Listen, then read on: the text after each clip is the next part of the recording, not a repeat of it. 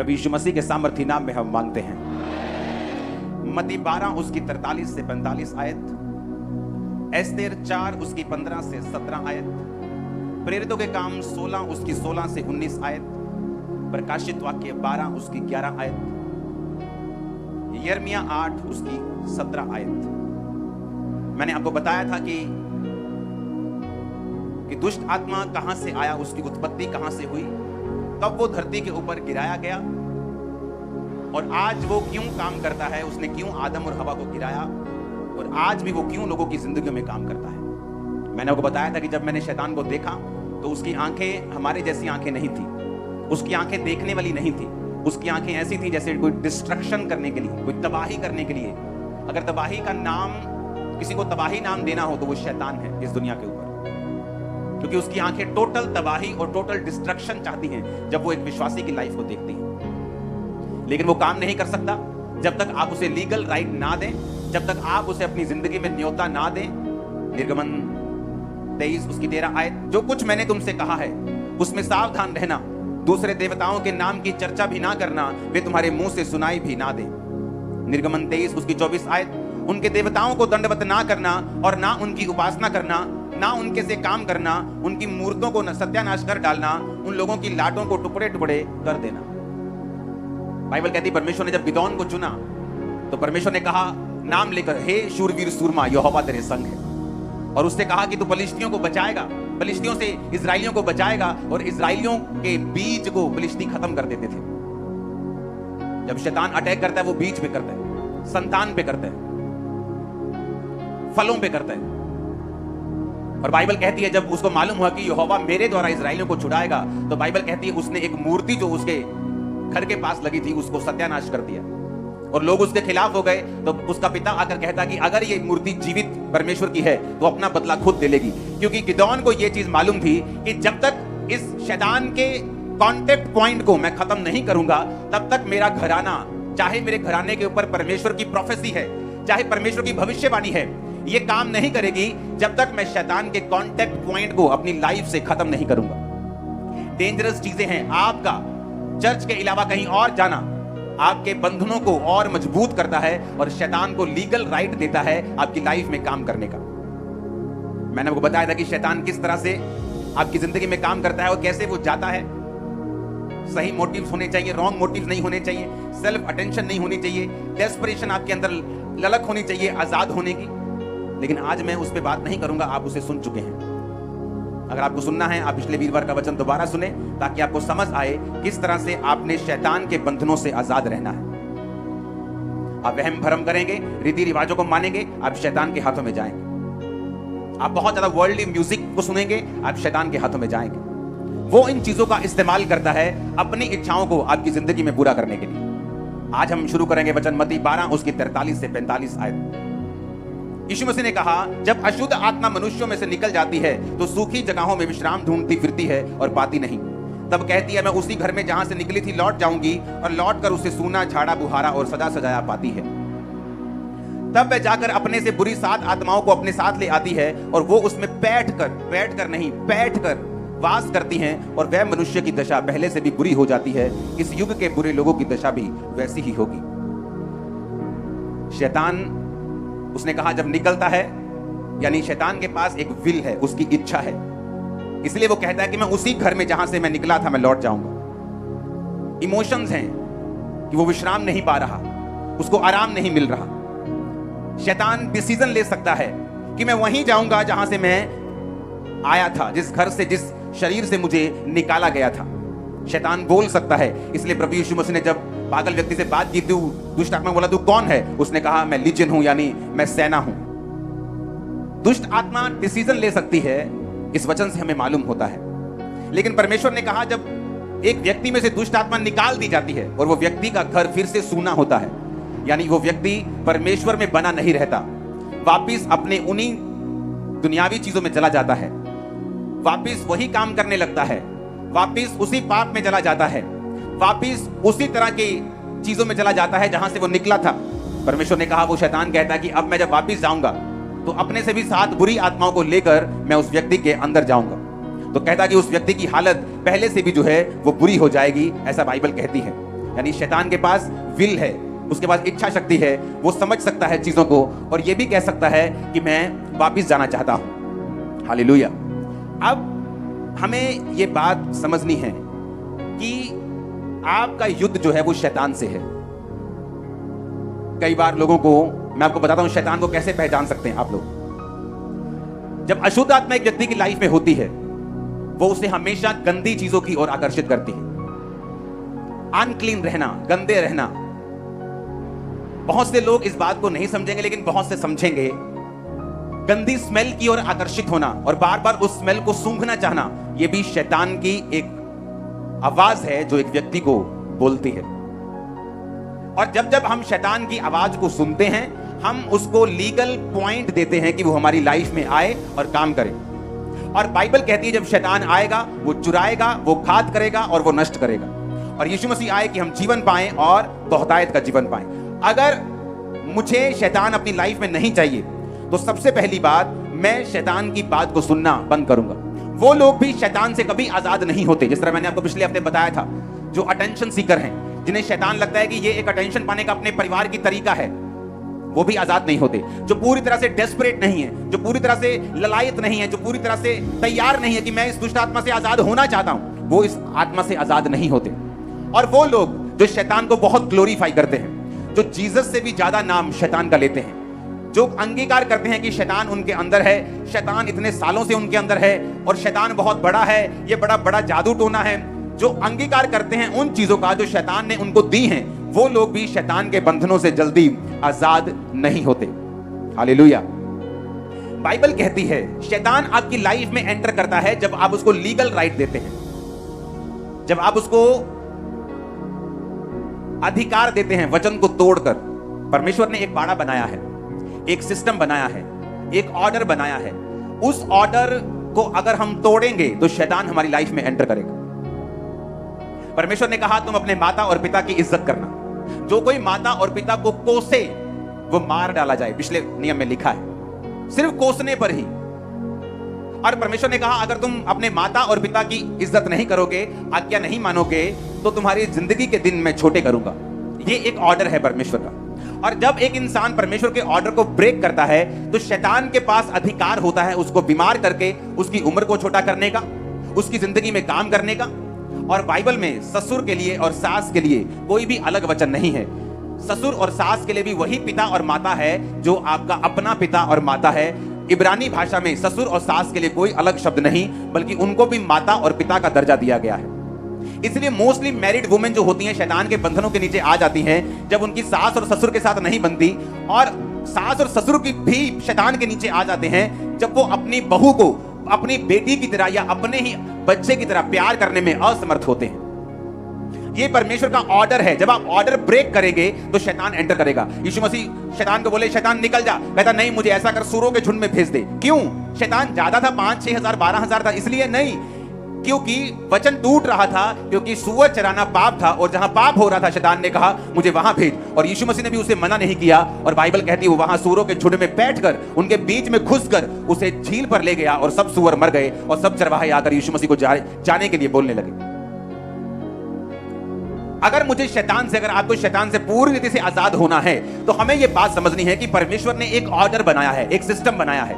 अगर मैं उस सिस्टम को फॉलो करूंगा तो शैतान के पास कोई भी अवसर नहीं होगा कि वो मेरी जिंदगी में अंदर आए, एंटर करे। मैंने आपको बताया था कि व्यक्ति इतना समझदार, इतना ज्यादा सैक्रिफाइस करने वाला बंदा, सब कुछ छोड़ दिया अपना, फाइनेंस में नीचे चला गया, सेवा करने लगा परमेश्वर की। लेकिन एक गंदी आदत थी, हर बार यीशु मसीह का वचन सुनाने वक्त उसको दूसरे नाम लेने की उसे आदत थी। मैंने उसे बहुत टोका कि मत नाम लिया कर, बाइबल कहती है उनके देवताओं के नाम की चर्चा भी मत करना, तुम्हारे मुंह से सुनाई भी न दे, मत किया कर। अटैक हुआ एक दिन एक शादी में, मैं बोल नहीं सकता क्या, कुछ खास किस्म का अटैक उस पे हुआ, सारा शरीर गल गया, थोड़े महीनों के अंदर अंदर मौत हो गई। आदमी आत्मा से भरा हुआ, आदमी परमेश्वर को इतना प्यार करने वाला मैंने बहुत कम लोग देखे जो खुदा से इतना प्यार करते हैं, सैक्रिफाइस करता, परिवार पूरा सेवा में लगाया हुआ। लेकिन बाइबल कहती है शैतान को अवसर मत दो। परमेश्वर नहीं चाहता अटैक हो, लेकिन जब हम ऑर्डर ब्रेक करते हैं शैतान एंटर करता है और उसके पास लीगल राइट है एंटर करने का। और जब उसके पास लीगल राइट है, जब वो एंटर करता है, तब हम दुखी होते हैं कि शैतान मेरी लाइफ में काम क्यों कर रहा है, शैतान समझ रखता है, कहता मैं वहीं लौट जाऊंगा। उसके पास बुद्धि है, विल रखता है, पावर रखता है, यानी इच्छा शक्ति रखता है कि जिस घर से मैं निकला हूं मैं उसी घर में वापस चला जाऊंगा। लेकिन कैसे? जब उसको सूना झाड़ा बुहारा पाती है, जब परमेश्वर से उस व्यक्ति को दूर पाता है, वो फिर से उसमें घुसकर उसको पहले से भी बुरा करने का यत्न करता है। हालेलुया। आपको ये मालूम होना चाहिए कि अगर परमेश्वर ने आपको छुटकारा देने के लिए बुलाया है, आपके परिवार को छुटकारा देने के लिए बुलाया है, तो गिदोन ने सिर्फ वही काम नहीं किया, उसने वो सारे शैतान के कांटेक्ट पॉइंट खत्म कर दिए ताकि शैतान किसी भी तरह से उसकी जिंदगी में एंटर ना कर सके। अब शैतान किस तरह से हारता है? शैतान के हारने के और भी तरीके हैं। एक तरीका है ड्राई फास्टिंग करना। बाइबल कहती है एस्तर जब राजा के रानी थी और उसको मालूम पड़ता है कि हामान ने एक चिट्ठी निकलवा ली है कि सारे यहूदियों का नाश होगा, तो मोर्दके बोला रानी इसीलिए शायद तू उस कुर्सी पर थी, अब टाइम आ चुका है बचाने का और शैतान के चंगुल से निकलने का।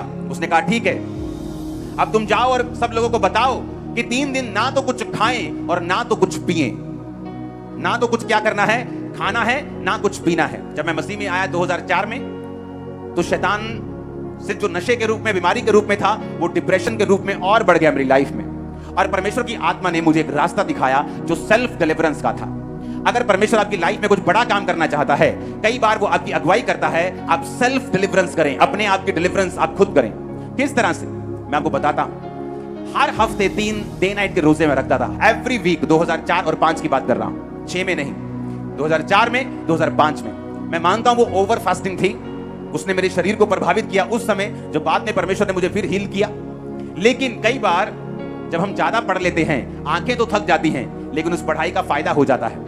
तो जब परमेश्वर ने मुझे फास्टिंग की ओर प्रेरित किया, मैं नहीं जानता कि फास्टिंग करने के लिए, मेहनत करने के लिए परमेश्वर मुझे क्यों कह रहा है, क्योंकि कई बार शैतान से आजादी देने के लिए परमेश्वर आपको सेल्फ डिलीवरेंस के रास्ते में लेके जाता है, जहां परमेश्वर आपसे मेहनत करवाता है एक खास मकसद के लिए, जो आने वाले समय में परमेश्वर ने आपके लिए कोई योजना रखी है। लेकिन शैतान को वो यूज करता है ताकि आप सेल्फ डिलीवरेंस में जाते जाते एक तो डिलीवर हो जाएं और दूसरा आत्मा से भर भी जाएं। तो मेरे 3 रोजे होते थे हर हफ्ते। अगर हमने 40 रोजे रखे होते थे तो वो 40 रोजे भी 5 बजे तक चलते थे, और उसके बाद एक्स्ट्रा हफ्ते में 3 डे नाइट के रोजे भी हम, मेरी पूरी टीम जो थी, हम वो रखते थे। तो क्या होता है, जब एस्तर ने रोजे रखे, वो ड्राई फास्टिंग थी। ड्राई फास्टिंग में आप कुछ खाते भी नहीं, कुछ पीते भी नहीं। लेकिन मैं रिकमेंड नहीं करता आप पहली बार से 3 दिन की ड्राई फास्टिंग करें। अगर आपको ड्राई फास्टिंग करनी है जहां आप कुछ खाते नहीं और पीते भी नहीं, आपको वो ड्राई फास्टिंग पहले 12 बजे तक, 5 बजे तक, 6 बजे तक शाम के आपको करनी है। जब आपके शरीर को आदत पड़ जाए, फिर डे नाइट करो। आदत पड़ जाए 2 दिन की करो, 1 दिन का करो। अब तो डॉक्टर्स भी, अगर आप इंटरनेट पे देखेंगे, तो फायदा गिनाने लगे हैं कि ड्राई फास्टिंग का फायदा है। फास्टिंग का तो फायदा वो गिनाते ही थे, कहते हैं ड्राई फास्टिंग, अभी जो कुछ बाइबल में लिखा है उसका एक खास मकसद है। जब एक व्यक्ति फास्टिंग में चला जाता है, वो अपनी सेल्फ डिलीवरेंस की ओर चला जाता है। वो अपने आप को छुटकारे में घसीटना, लेके जाना और अगुवाई करना अपनी शुरू करता है। बाइबल कहती है जब एस्तर ने ड्राई फास्टिंग की, तीसरे रात को राजे को नींद नहीं आई। उसको जब नींद नहीं आई, कहता इतिहास की पुस्तक लाई जाए और पढ़ी जाए। जब इतिहास की पुस्तक लाई गई तो उसमें लिखा गया था कि 2 जने तेरे कर्मचारी तुझे मारना चाहते थे, लेकिन तेरे ही एक कर्मचारी ने वो साबित करके, जाहिर करके तुझे बचाया। कहता फिर उस कर्मचारी का क्या किया गया? कहते कुछ नहीं किया गया। कहते ऐसा थोड़ी हो सकता है, अब उसको बुलाओ, उसको इज्जत दो, मान दो। और वो कौन था? उसी एस्तर का रिश्तेदार। और बाइबल कहती जब वो आया, जब एस्तर ने सारी योजना जाहिर की, जब राजा को मालूम हुआ कि हामान एक दुष्ट आदमी है, तो बाइबल कहती है फांसी के फंदे पर लटकाया गया। सारे यहूदी बचाए गए। क्यों? क्योंकि एक औरत ने दिन और रात के फास्टिंग का प्रचार किया, ड्राई फास्टिंग की, उपवास किया, प्रेयर की, और पूरे मोहल्ले नहीं, पूरे देश के उद्धार का, और अपनी पूरी फैमिली ही नहीं, अपनी पूरी जाति के उद्धार का वो कारण बनी। हालेलुया। आप में से कितने लोग हैं जो अपने परिवार के लिए फास्ट करते हैं? कितने लोग हैं जो ड्राई फास्ट करते हैं, सूखा रोजा रखते हैं? आपको ये बात समझनी है, उपवास में एक पावर है।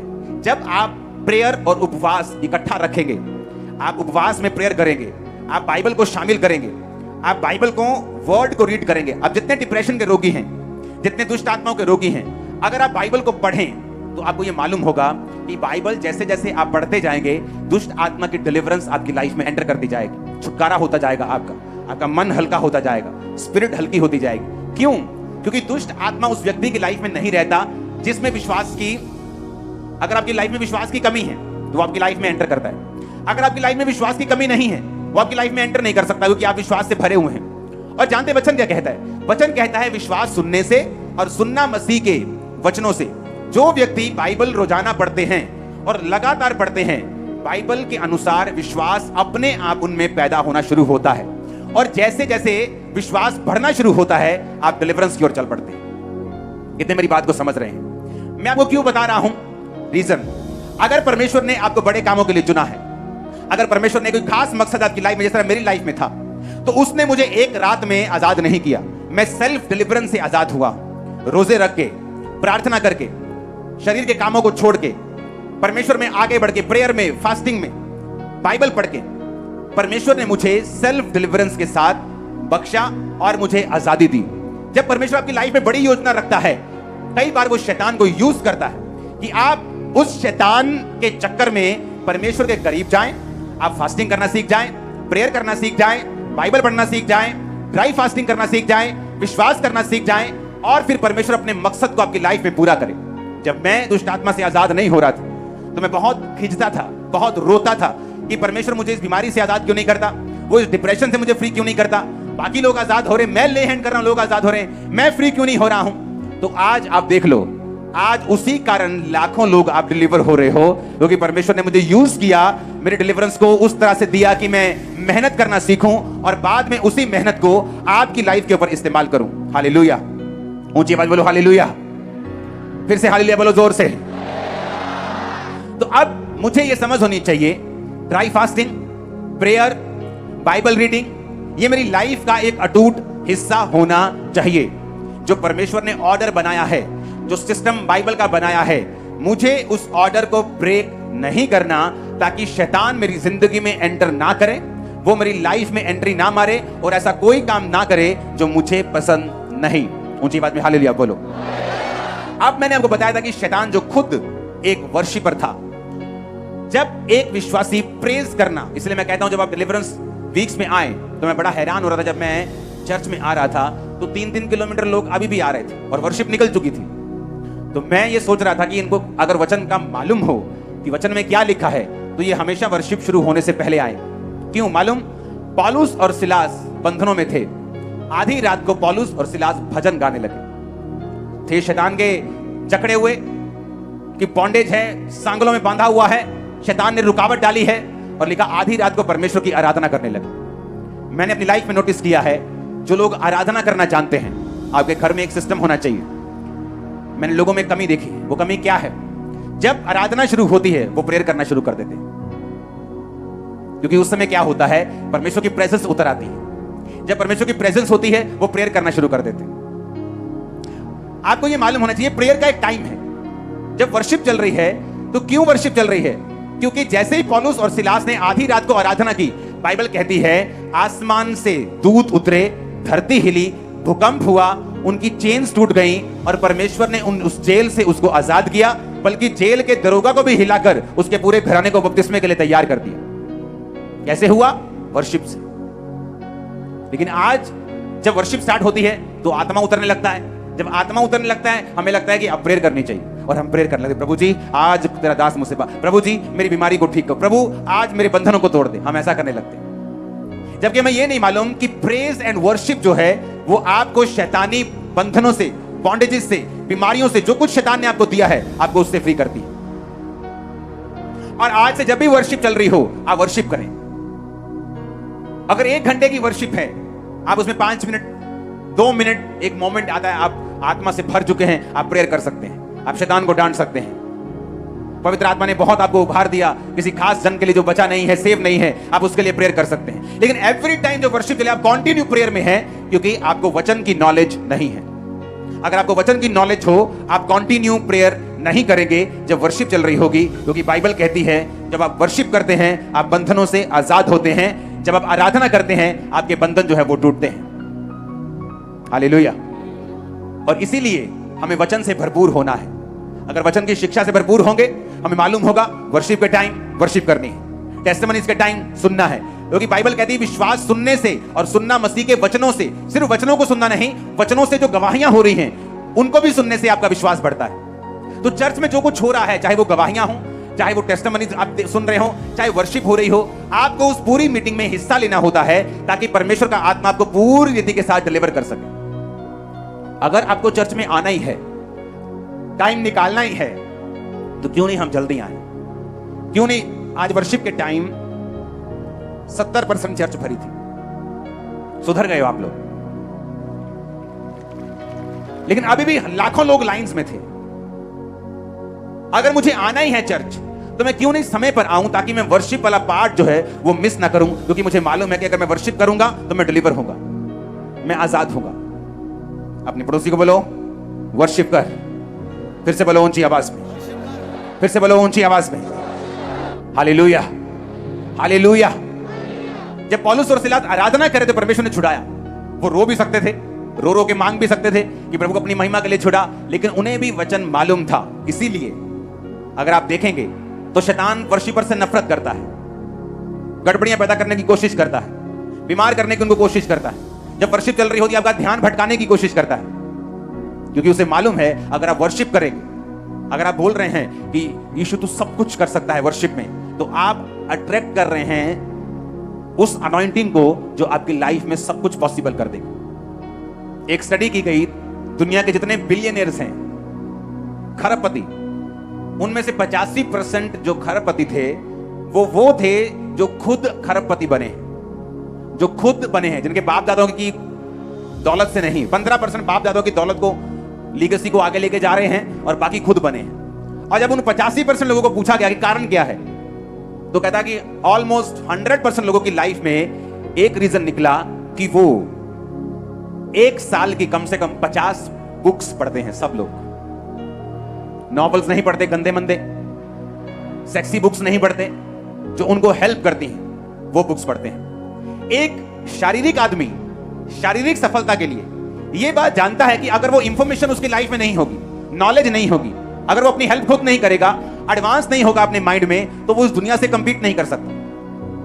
मैं उन बिजनेसेस को डफर बिजनेस मानता हूं जो बहुत पैसा डिमांड करते हैं बढ़ने के लिए। फेसबुक आइडिया है, व्हाट्सएप जो आप फोन पे चलाते हो, खरबों डॉलर्स का है, खरबों रुपए का। ट्विटर खरबों डॉलर्स का है। एक गेम खरबों डॉलर की हो चुकी है। बनी कितने की थी? 70-80 लाख। एक लाख से 1.5 लाख खर्चा आता है एक गेम ऐप को बनाने का। 1 लाख से 1.5 लाख डॉलर, 1 करोड़ रुपया लगा लो, लेकिन कुछ गेम्स की वैल्यू आज 10,000 करोड़ है। क्या है? एक आइडिया। फेसबुक एक आइडिया है, जीमेल ईमेल एक आइडिया है, सोशल मीडिया एक आइडिया, इंस्टाग्राम एक आइडिया है, अमेज़न जो दुनिया का सबसे कभी अमीर बन जाता है एक आइडिया है। एक संसारिक व्यक्ति को मालूम है मुझे पढ़ना है, लेकिन एक क्रिश्चियन को पूछ लो बाइबल पढ़ी? नहीं जी, मेरी वाइफ पढ़ती है, मेरी मां पढ़ती है, मेरा बाप पढ़ता है, मेरे बच्चे पढ़ लेते हैं। एक संसारिक व्यक्ति बुक्स पढ़ के अपने संसारिक कामों में कामयाब हो रहा है, लेकिन एक क्रिश्चियन व्यक्ति बाइबल नहीं पढ़ रहा। पास्टर भी तब बाइबल पढ़ के आते जब उनको प्रीच करना होता है। मेरी लाइफ का ये रूल है, मैं प्रीचिंग के लिए बाइबल नहीं पढ़ता। मैं जब अपने रूम में जाता हूं अपनी पर्सनल स्टडी के लिए, अपनी पर्सनल ग्रोथ के लिए मैं बाइबल पढ़ता हूं। और जब जब पर्सनल ग्रोथ के लिए आप बाइबल पढ़ेंगे, खुदा से बात करने के लिए, खुदा को जानने के लिए, उसमें बढ़ने के लिए, आप ऐसी रेवलेशंस को पाएंगे जो आपने सोची भी नहीं होगी। और जिस तरह से शारीरिक आइडिया उनके पूरे सिस्टम को बदल रहा है, एक स्पिरिचुअल आइडिया भी आपकी पूरी लाइफ को चेंज कर सकता है। आपकी फैमिली सेफ क्यों नहीं होती? क्योंकि आपको मालूम नहीं हैंडल किस तरह से करना है। मालूम क्यों नहीं? क्योंकि हमने कभी बाइबल नहीं पढ़ी। क्योंकि जब आप बाइबल पढ़ते हैं, परमेश्वर आपकी जिंदगी के केस के हिसाब से आपको गाइड करना शुरू करता है। जब आप बाइबल के साथ जुड़े हुए होते हैं, वो आपके वचन को जो लोगोस है, जो सबके लिए है, रेमा बनाता है, यानी आपका पर्सनल वचन आपके लिए पर्सनलाइज कर देता है कि वो वचन ऐसा लगता है कि आपके लिए लिखा गया है। वो आपके लिए जागृत हो जाता है, आपके लिए जीवित हो जाता है। तब लाइफ जो है वो बदलनी शुरू हो जाती है। कितने मेरी बात को समझ रहे हैं? जो लोग खुदा के साथ समय नहीं व्यतीत करते, बाइबल में, प्रार्थना में, उपवास में, उनका डिलीवरेंस में जाना बहुत ही मुश्किल होता है। क्योंकि जो लोग ये काम करते हैं उनको ये मालूम है कि वो डिलीवर होते जाएंगे, वो आराम से निकलते जाएंगे और शैतान का उनकी जिंदगी के ऊपर कोई भी अधिकार नहीं होगा। जब चर्च में आए, टाइम पर आए, वर्शिप अटेंड करें, कंप्लीट वर्शिप करें, क्योंकि जैसे ही आप वर्शिप करेंगे आप छुटकारे के नीचे होंगे। घर में जाएं, बाइबल रोज पढ़ें। अगर आप नहीं पढ़ेंगे आप विश्वास में भरेंगे नहीं। अगर आप नहीं पढ़ेंगे, परमेश्वर आपके केस के बारे में, आपके बेटे के बारे में वो आइडियाज आपके दिल में, आपके दिमाग में जागृत नहीं करेगा जो आपके छुटकारे का कारण होंगे। प्रकाशित वाक्य 12 उसकी 11 में लिखा है, वे मेमने के लहू के कारण और अपनी गवाही के वचन के कारण उस पर जयवंत हुए। उन्होंने अपने प्राण को प्रिय ना जाना और यहां तक कि मृत्यु भी सह ली। ऊंची आवाज में बोलो हालेलुया। कहता मेमने के लहू के कारण जिन लोगों को यह मालूम है कि शैतान के ऊपर परमेश्वर के ब्लड की जो ताकत है वो शैतान के चिथड़े उड़ा देती है। और कितने लोग हैं जो रोज प्रेयर में अपने अपने परिवार, अपने बिजनेस पर यीशु मसीह के लहू को लगाते हैं और छिड़कते हैं। Very good. रोज जब प्रेयर में बैठे यीशु मसीह के ब्लड के नीचे अपने परिवार को रखें। बाइबल कहती है जब मूसा को परमेश्वर ने कहा जो लोग लहू को लगाएंगे, मेमने के लहू उनके द्वारों के बाहर लगे होंगे, उन घरों में मौत एंटर नहीं होगी। और बाइबल कहती है अब तो तुम नई वाचा के लहू के अधीन हो। जब आप प्रेयर में बैठे रोज यीशु मसीह के ब्लड की घोषणा करें शैतान के खिलाफ, उसके कामों के खिलाफ, अपने बच्चों को, अपनी गाड़ियों को, अपने आप को, अपने जीवन को यीशु मसीह के लहू में छुपाएं। क्योंकि बाइबल कहती है वो मेमने के लहू के कारण और अपनी गवाही के वचन के कारण शैतान के ऊपर जयवंत हुए। दूसरी चीज जो शैतान बिल्कुल नहीं चाहता आप करें वो है अपनी गवाही को देना। मैंने अपनी लाइफ में जो मैं आपसे बोल रहा हूं ये मेरा पर्सनल एक्सपीरियंस भी है कि जब जब आप गवाही देंगे शैतान कमजोर होता है। जब जब आप गवाही देंगे शैतान की पकड़ आपकी लाइफ से ढीली होती है। जब जब आप गवाही देंगे, इसीलिए मैं कहता हूं आपकी लाइफ में 3 काम आपको चाहिए। 2 बड़े काम परमेश्वर ने अभी रोके हुए, एक कर दिया है बड़ा, आप उसकी गवाही नहीं दे रहे। आप सोचते तीनों हो जाएंगे गवाही दूंगा, लेकिन आप जानते नहीं परमेश्वर कैसे काम करता है। जब आप जो काम प्रभु ने कर दिया है उसकी गवाही देना शुरू करेंगे, परमेश्वर उन कामों को भी करेगा जो रुके हुए हैं। मोस्टली लोग बोलते इकट्ठी गवाही देने जाएंगे, और ये शैतान की तरफ से, क्योंकि वचन साफ साफ कहता है अगर तुम मेमने के लहू को छिड़कोगे और अपनी गवाही को रोज दोगे तो शैतान पर तुम जयवंत हो जाओगे। सबसे कम लोग जो गवाही देते हैं वो हैं जो मसीह में बहुत लंबे समय से, सबसे कम वो गवाही देते हैं, सबसे कम वो जीसस क्राइस्ट के बारे में बात करते हैं। शमौन कोढ़ी के घर में यीशु मसीह गए, औरत आके अपने बालों से यीशु को, उसके पैरों को पोंछ के वो ठीक होके चली गई, पापों से फ्री हो गई। शमौन कोढ़ी भाई साहब कोढ़ी के कोढ़ी रहे, बाइबल अब तक उनको शमौन कोढ़ी बोलती है। शक कर रहा था अगर ये भविष्यवक्ता है, इसे मालूम क्यों नहीं हुआ, ये औरत तो पापी है, ये तो वैश्या है। लेकिन यीशु मसीह बाइबल कहती पापियों का उद्धार करने के लिए आए, पापियों को मारने के लिए नहीं आए। फेमिलियर होना, यीशु तो अपना ही है, और मेरे दादाजी बिशप हैं, और मेरे पापा पास्टर हैं, हम तो 4 पीढ़ियों से क्रिश्चियन हैं। लेकिन इसी वजह से तुम फेमिलियर हो गए, तुम्हें आम लगने लगा। जब एक व्यक्ति जीसस क्राइस्ट को आम समझने लगता है वो उसकी गवाही नहीं देता, उसके बारे में बात नहीं करता, ना तो उनकी जिंदगी ऐसी होती है कि वो परमेश्वर के बारे में बात कर सके। शैतान ने उनकी जिंदगी में इतने अटैक किए होते हैं, वो टाइथ नहीं देते। कैसे काम करता है डेविल, आपने एक रूल को तोड़ा, परमेश्वर के बनाए ऑर्डर को तोड़ा, टाइथ को तोड़ा, अब घर में बीमारियां हैं, फिजूल खर्ची है। जब सारी चीजें होती हैं इंसान दूसरी तरफ से पैसा कमाने की कोशिश करता है, सारा कुछ गड़बड़ हो गया घर में। अब जब सब कुछ गड़बड़ है, लोग जानते तुम नशा बेचते हो, तुम गंदे काम करते हो, गलत काम करते हो, तो गवाही तो देने योग्य तुम रहे नहीं। गवाही कैसे देंगे? जब गवाही देंगे नहीं तो शैतान आउट नहीं होगा, वो घरों में नाचेगा, बीमारियां नाचेंगी, दुष्ट आत्माएं नाचेंगी, सब तरह के बंधन नाचेंगे। इस तरह से शैतान पहले ऑर्डर ब्रेक करवा कर किस तरह से आपकी लाइफ में एंट्री करता है और आपके मुंह को वो बांध के रखता है।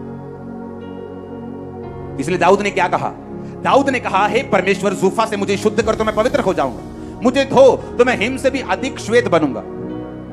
उसने कहा अपने उदार का आत्मा मुझे फिर से दे, उदार आत्मा देकर मुझे संभाल, अपने उद्धार का हर्ष मुझे फिर से दे, ताकि जो मैंने गुनाह किए हैं मैं उनकी तौबा करता हूं, मैं फिर से साल्वेशन में आता हूं, तब मैं अपराधियों को तेरा मार्ग सिखाऊंगा, तब पापी तेरी ओर फिरेंगे, तब मैं अपने मुंह को खोलूंगा और गवाही दूंगा। अगर मैंने उद्धार ग्रहण ही नहीं किया, अगर मैं खुद साल्वेशन में नहीं हूं, तो मैं गवाही किस चीज की दूंगा? और जब गवाही नहीं दूंगा तो शैतान पर बाइबल कहती है फतेह कैसे पाऊंगा?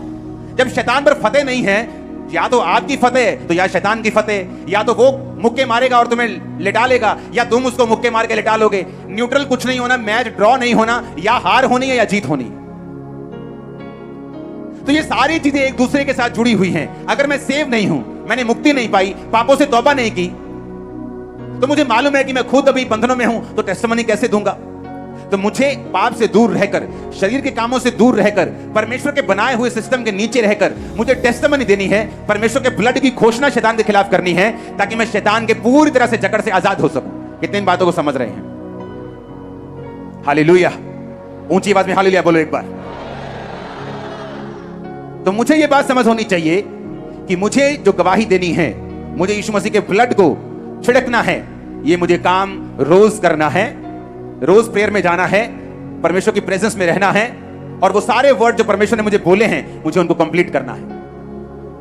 होता क्या है जब आप बाइबल नहीं पढ़ते, जब एक व्यक्ति बाइबल से अज्ञान होता है, चाहे वो क्रिश्चियन हो, बड़ा तगड़ा क्रिश्चियन हो, टाइगर हो, सब कुछ करता हो, होता क्या है कि धीरे धीरे से आपकी जो स्पिरिचुअल डिजर्निंग है, ये गिफ्ट है, स्पिरिट ऑफ डिजर्निंग, यानी आत्माओं की परख। जब एक व्यक्ति को आत्माओं की परख नहीं होती, वो बड़ी डेंजरस पोजीशन में होता है। आत्माओं की परख कैसे? बाइबल कहती है, जब हम प्रेरितों के काम 16 उसकी 16 से 19 पढ़ते हैं, जब प्रार्थना करने की वो जगह जा रहे थे तो एक दासी मिली जिसमें फ्यूचर बताने वाली आत्मा थी।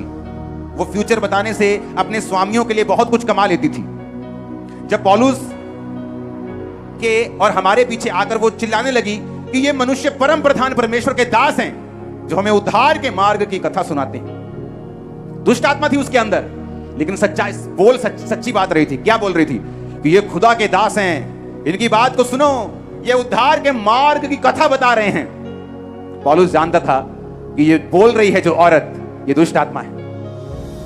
18 में लिखा, बहुत दिन तक वो ऐसा करती रही, परंतु पौलुस दुखी हो गया। मुड़कर उस आत्मा से कहा, मैं तुझे यीशु के नाम में आज्ञा देता हूं, निकल जा। वह उसी घड़ी निकल गई। जब उसके स्वामियों ने देखा कि हमारी कमाई की आशा जाती रही, तो पौलुस और सिलास को पकड़कर चौक में प्रधानों के पास खींच ले गए। यह बड़ी समझने वाली बात है। जब एक व्यक्ति बाइबल पढ़नी बंद कर देता है, धीरे धीरे उसकी डिजर्निंग जो स्पिरिट है, आत्माओं की परख है, वो मध्यम होनी शुरू हो जाती है, और वो स्पिरिट डेड भी हो सकती है। क्यों मुझे आत्माओं की परख चाहिए? पौलुस जो पहला कुरिन्थियों में कहता है कि आत्माओं की परख ये एक वरदान है जो विश्वासियों के लिए जरूरी है। उसने क्यों कहा ऐसा कि तुम्हें आत्माओं की परख क्यों चाहिए? आत्माओं की परख तब होती है जब एक व्यक्ति खास तौर पे जीवित चर्च के साथ जुड़ा हुआ हो। यह भी दूसरा पॉइंट है, सबसे इससे भी ज्यादा जरूरी क्या है? वो बाइबल पढ़ने वाला होना चाहिए। बाइबल पढ़ने वाला होना चाहिए, और दूसरा जीवित चर्च के साथ होना चाहिए, ताकि पढ़ी हुई बाइबल भी समझ आए और परमेश्वर और भी रेवलेशन और भेद और प्रकाश वचनों के जरिए उस पर इंपार्ट करता रहे और जाहिर करता रहे। जब एक व्यक्ति आत्माओं की परख में नहीं होता, पौलुस क्या कहता है उसको सुनना। पतरस आया परमेश्वर के पास। परमेश्वर ने पतरस को थोड़ी घंटे पहले बोला था, पतरस तुझ पे एक बड़ी कलीसिया बनाऊंगा, अधोलोक के फाटक तुझ पे प्रबल नहीं होंगे, शैतान तुझ पे, उसकी मैं तुम्हें स्वर्ग राज्य की कुंजियां दूंगा। पतरस बहुत खुश था। जीसस ने बोला, पतरस ये लोग मुझे पकड़ लेंगे, मार देंगे, क्रूस पर चढ़ाएंगे। लेकिन पतरस यीशु को अलग लगाकर, अलग ले जाकर छिड़कने लगा। खबरदार जो दोबारा ऐसी बात की तो, खबरदार अगर तूने बोला तो तू क्रूस पर चढ़ेगा, तू नहीं चढ़ेगा क्रूस के ऊपर। यीशु ने कहा, शैतान मुझसे दूर हो जा, तू मेरे लिए ठोकर का कारण है। क्यों? जीसस क्राइस्ट के अंदर परख का आत्मा था। वो जानते थे कि ये बात जो कर रही है, ये शैतान का आत्मा कर रहा है, ये पतरस नहीं कर रहा। थोड़ी देर पहले जिस पतरस की परमेश्वर प्रेज कर रहे थे कि पतरस वाह, तुझे मालूम है कि मैं मसीह हूं, ये बात तुझ में खुदा की आत्मा ने प्रकट की है, मैं तुझ पर कलीसिया बनाऊंगा। वो पतरस हैरान हो रहा है कि अभी तो कुछ और यीशु मसीह कह रहे थे, अभी तो मेरी बल्ले बल्ले हो रही थी, अभी झिड़के लग रही हैं, ये क्या हो रहा है? अभी तो बोल रहे तू काम बड़ा अच्छा करता है, अभी ये मेरी क्लास लेने लगे, ये क्या हो रहा है? बहुत से विश्वासी गिर गए। क्यों? क्योंकि उनके अपनों के बीच से शैतान ने उनकी जिंदगियों में वो काम किया जो बड़ा भयंकर था। आओ बेटा, बहुत दुखी है तू, चल थोड़ा थोड़ा तू वाइन पी लिया कर। क्या बेटा रोज रोज चर्च? आपका बेस्ट फ्रेंड अगर आपको नहीं पता कि कब उसमें से शैतान ने बात की है, आप फंस जाएंगे। आपका परम मित्र, आपका बाप, आपकी मां, आपका बेटा, आपकी बेटी, कब शैतान उनमें से बोला, अगर आपको नहीं पता आप फंस जाएंगे। और जिसके अंदर परख का आत्मा नहीं है, शैतान उनको फंसाता है। कोई फेक बंदा होता ना, बोलता वाह वाह वाह वाह, बड़ी प्रेज, बड़ी प्रशंसा हो रही है, ये लेडी आगे पीछे चला रही है, ये खुदा के दास है, खुदा इनसे बात करता है, खुदा के उद्धार की कथा सुनाते हैं, गॉड ब्लेस यू बहन जी। देखा, वो दुखी हो गए। उसे मालूम था कि ये परमेश्वर की आत्मा से नहीं बोल रही। पौलुस दुखी हुआ, सच्ची बात सुन के भी दुखी हो गया। क्यों? क्योंकि वो दुष्ट आत्मा थी, फ्यूचर बताने वाली, और फ्यूचर बता के अपने स्वामियों के लिए पैसा कमा के लेके आते। जब पौलुस ने दुष्ट आत्मा निकाल दी तो स्वामी गुस्सा हो गए कि अब फ्यूचर नहीं बता पाएगी तो पैसा नहीं आएगा, तो खींच के ले गए, तभी वो बांधे गए थे। और आराधना करके छूटे थे। आपको नहीं मालूम, कई बार आपका बेटा जिनसे आप हद से ज्यादा प्रेम करती हैं, शैतान की बात आपके कानों में फुसफुस करता है।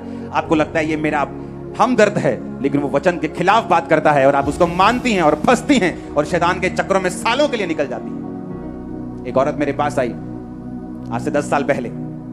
मैं चर्च में मैं कई बार मॉर्निंग आकर सेवा करता था। अभी तो लोग मुझे सेवा करने नहीं देते, मॉर्निंग आ जाओ तो पकड़ लेते हैं। तो चर्च में मैं सेवा कर रहा था मॉर्निंग, और एक औरत आके मुझसे बात कर रही। उसने कहा कि मैं 30 साल पहले मैंने बपतिस्मा लिया था, 30 साल पहले मैंने उद्धार पाया था, लेकिन मेरी फैमिली ने मुझसे ऐसी बातें की, मैं बहक गई और बैकस्लाइड हो गई और मेरी फैमिली में बहुत नुकसान हुआ, बहुत मौतें हुई। जब खामरा चर्च ओपन हुई तो मैंने फिर से चर्च जब मैं आने लगी तो परमेश्वर ने मुझे फिर से उद्धार दिया। क्यों फंसी वो? डिजर्निंग नहीं थी, परख नहीं थी, आत्माओं की परख नहीं थी। कौन सा खुदा का आत्मा बात कर रहा है, कब शैतान का आत्मा बात कर रहा है, कब इंसान का आत्मा बात कर रहा है, परख नहीं थी। क्यों? बाइबल नहीं पढ़ेंगे तो परख नहीं होगी। इसलिए बाइबल कहती है हर एक बात को जो आपके दोस्त के मुंह से निकले, मेरी बहनों की सहेलियों के मुंह से निकले, आपके रिश्तेदारों के मुंह से निकले, उन्हें वचन की लाइट में परखो, उन्हें वचन की रोशनी में लेके जाओ और देखो कि ये बात परमेश्वर की ओर से है कि नहीं है। अगर नहीं है तो आत्मा में उसे रिजेक्ट कर दो, उसे खत्म कर दो, उसे फिनिश कर दो, उस बात की ओर कान ना लगाओ। ऐसा ना हो तुम कान लगा लो और मान लो और तुम्हें लगे कि वाह पतरस तू कितना प्यार करता है यार मुझसे। देख ला किसी चेले ने नहीं कहा तू क्रूस पे ना चढ़े, यार तू कितना प्यार करता है, तू मेरा दोस्त है, पांच अभी मेरना। यीशु मसीह ने कहा शैतान तू दुष्ट है, तू शैतान है, तू दुष्ट आत्मा है, भाग जा यहां से। गुस्सा किया उसके साथ। आपको मालूम नहीं होता आपका बेटा क्या कह रहा है, आपकी मां क्या कह रही, आपका बाप क्या कह रहा है, भाई क्या कह रहा है, पक्का दोस्त क्या कह रहा है। और जिनके अंदर डिजर्निंग नहीं होती, आत्माओं की परख नहीं होती, मेनली उनके करीब लोगों के बीच से दुष्ट आत्मा उनके साथ बात करता है। इमोशनली उनके साथ ऐसा व्यतीत होता है कि ये मेरा बड़ा प्रेमी है, ये मुझसे बड़ा प्यार करता है। बहुत से लोग ऐसे प्यार में बहुत सी सेवकाइयों को छोड़ के जा चुके हैं और आज सफर कर रहे हैं। जिन लोगों ने सेवकाइयां छुड़ाई वो तो सफर कर ही रहे हैं, जिन्होंने छोड़ी वो भी सफर कर रहे हैं, क्योंकि उन्होंने परमेश्वर की वचन की रोशनी से अपने आप को नहीं जांचा, बल्कि अपने दोस्त की ओर देखा। दुनिया क्या कह रही है, लोग क्या कह रहे हैं वो देखा, ये नहीं देखा कि बाइबल मुझे क्या कह रही है, पवित्र आत्मा मुझसे क्या बात कर रहा है, वचन मुझसे क्या बात कर रहा है, और शैतान के हाथों में चलेगा। इसीलिए जिन लोगों के अंदर डिजर्निंग स्पिरिट नहीं होती, आत्माओं की परख नहीं होती, शैतान इमोशनली उनको अपने जैसा फील करा कर कि वो उनके बड़ा हितैषी है, उनके करीबी लोगों में से मोस्टली उनको यूज करता है। इसीलिए जब मैं मसीह में आया 2004 में, मैं और मेरे भाई ने इकट्ठे बपतिस्मा लिया था, लेकिन वो अपनी फैमिली के इतना करीब था इसलिए वो बैक स्लाइड हो गया 2004-5 में और मैं आगे बढ़ गया। क्योंकि जब 2004 में मैं आगे बढ़ा, मेरी फैमिली में लड़ाई होने लगी तो बिजनेस नहीं करता। हमारा बिजनेस कितना बड़ा है उन्हें यह भी मालूम नहीं था कि बिजनेस भी अभी बड़ा है परमेश्वर की दया के कारण। लेकिन मैं प्रभु को छोड़ता नहीं था, सेवा नहीं छोड़ता था, फास्टिंग नहीं छोड़ता था। मुझे मालूम था कि मुझे चैलेंज है। चैलेंज क्या था? मुझे 3 दिन रात के रोजे भी रखने होते थे और अपने गोडाउन में टाइल्स के, पूरे पंजाब को टाइल्स भी सप्लाई करनी होती थी। तो मेरी आदत होती थी कि मैं लेबर को लेबर नहीं समझता था, उनके साथ अपने जैसा ही बिहेव करता था। तो वो टाइल उठाते तो मैं भी टाइल उठा के उन्हें देता था, गाड़ी लोड करते थे। तो डे नाइट फास्टिंग में भी मैं काम करता था, लाखों रुपए रोज का कमाता था, लेकिन उनके साथ काम करता था। मुझे मालूम था कि अगर मैं 100% रोजा रख के अगर 100% प्रेयर में नहीं दे रहा हूं तो कम से कम 80% तो मैं दूं, मैं फाइट तो करूं ताकि मैं परमेश्वर में आगे बढ़ सकूं। और मेरी फैमिली के साथ मैं अटैचमेंट में नहीं था, क्योंकि वो मुझसे हमेशा बात नहीं करते थे, सिर्फ बिजनेस तक मेरा काम था। और मेरा भाई जो था वो उनके साथ ज्यादा इमोशनली अटैच था और वो बैक स्लाइड हो गया, परमेश्वर से हट गया। मैंने परमेश्वर की राह चुनी, सेवा पकड़ी, सेवा बढ़ी। अब भाई भी आया, उसकी पत्नी भी आई, माँ भी आई, बाप भी आई, सब मसीह में है। कितने मेरी बात को समझ रहे हैं? लेकिन अगर मैं भी आत्माओं की परख में ना होता तो आप आज यहां ना बैठे होते। और आत्माओं की परख उन लोगों के अंदर नहीं है जो बाइबल से दूर हैं, जिन्हें नहीं पता कि परमेश्वर कौन सेवकाई में कामयाब होते हैं, जिनके अंदर आत्माओं की परख है। हालेलुया। ऐसे इंसिडेंट हैं कि कई बार मेरी टीम आके बोलेगी ये बहुत अच्छा, इग्नोर करता हूं, ये बुरी चीज है, नहीं लेके आओ, ये ऐसा है, नो। आपको कैसे मालूम? आत्माओं की परख। ये व्यक्ति को जॉब देनी है, नहीं देनी, इसको देने का दिल नहीं करता, नहीं इसको दो। आत्माओं की परख। जब आत्माओं की परख आपके अंदर होगी, आपको मालूम होगा ये आवाज किधर से आई है, क्योंकि जिस किंगडम की आवाज आप फॉलो करेंगे धीरे धीरे उसी किंगडम में आप प्रवेश कर जाएंगे। जीसस की किंगडम की आवाज सुनेंगे, उसके राज्य की आवाज सुनेंगे, उसके राज्य में प्रवेश कर जाएंगे। उसके राज्य में शांति है, आनंद है, चंगाई है, बरकत है, दुष्ट आत्मा से आजादी है, उद्धार है। और शैतान के किंगडम में तबाही है, नष्ट करता है, वो काटता है, मारता है, तबाह करता है।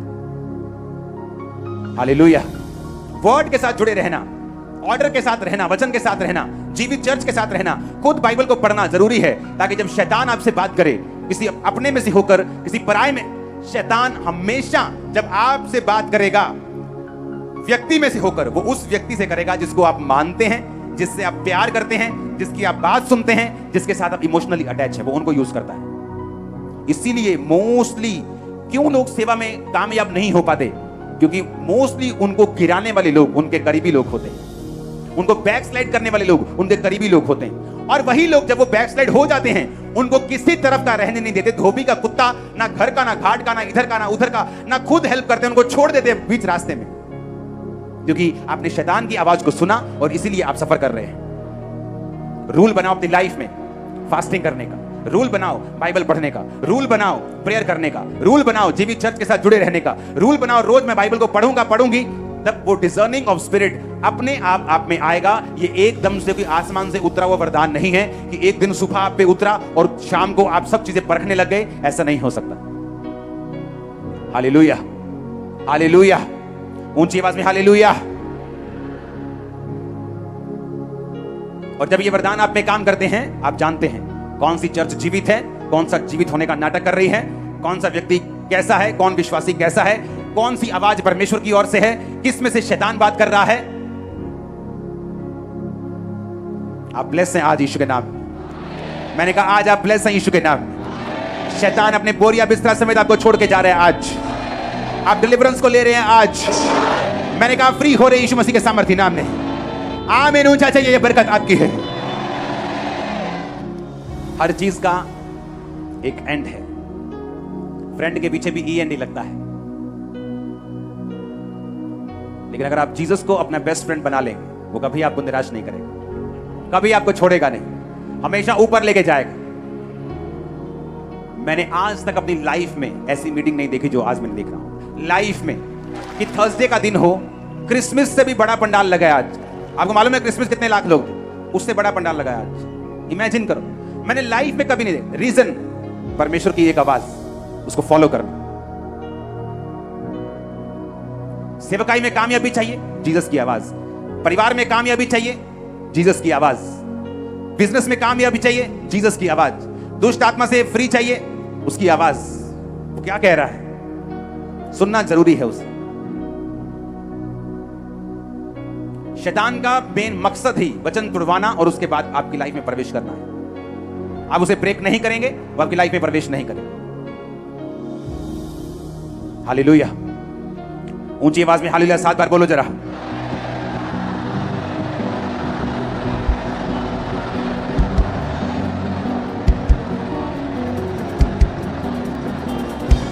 आमीन। आप घरों से निकलते हैं, कोई आपको पीछे से आवाज मारे तो नाराज नहीं होना। क्या बोल रहे हैं, गॉड ब्लेस यू।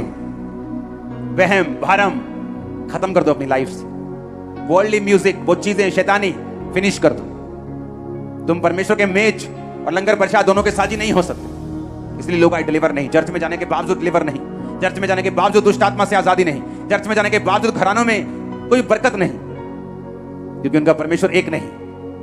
आज चर्च में है तो एक है, कल कहीं और जाएंगे फिर 2 हो जाएंगे, बुआ की लड़की की शादी में जाएंगे 3 हो जाएंगे, जहां जहां मौका मिलेगा माथा टेकते जाएंगे। आप फ्री होने के लिए पैदा नहीं हुए। अगर आपको फ्री होना है, आपको पहला हुक्म मानना है तो दूसरों को ईश्वर करके मत मानना। अपने लिए प्रतिमा खोद कर मत बनाना।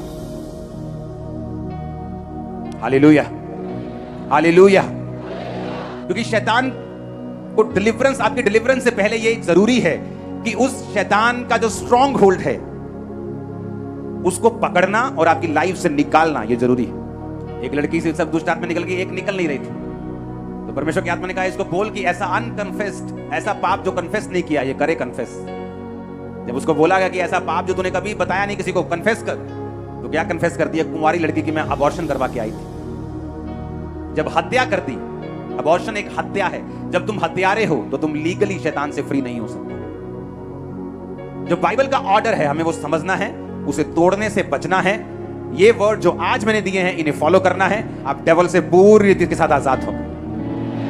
क्योंकि ये कहने से पहले कि याकूब के घराने पे जादू नहीं चलता, क्या आप याकूब के घराने के हैं भी कि नहीं? यह कहने से कि परमेश्वर ने मुझे दुष्ट आत्मा पर अधिकार दिया, उसकी शत्रु की सारी सामर्थ पर अधिकार दिया है, यह कहने से पहले आप यह भी चेक करेंगे कि नहीं कि आप उसके चेले हैं भी कि नहीं। क्योंकि आप 10 जगह माथा टेक के जीसस के चेले नहीं बन सकते। उसने कहा अगर तुम मेरा चेला बनना चाहता है तो अपने आप का इनकार कर क्रूस उठा मेरे पीछे चल। जोर से हालेलुया बोलो एक बार, जोर से हालेलुया बोलो।